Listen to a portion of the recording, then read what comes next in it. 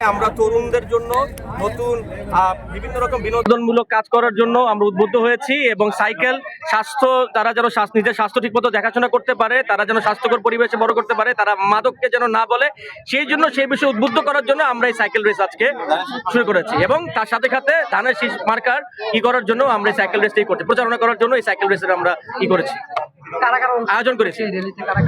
এখানে আমাদের কোনাবাড়ির কালিয়াকুরের যারা তরুণরা আছে এই প্রজন্মের, যারা জেনজি বলি, তারা সবকিছু তারা করেছে, তারা সমস্ত কিছু অর্গানাইজ করেছে।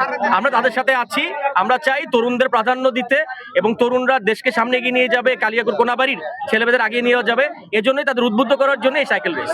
আপনার নির্বাচনী প্রচারণায় কি আরো ভিন্নতা দেখতে পারবো কিনা আমরা? ইনশাআল্লাহ সামনে অনেক ভিন্নতা দেখতে পারবেন। সামনে সপ্তাহগুলোতে নতুন নতুন চমক আমরা নিয়ে আসবো।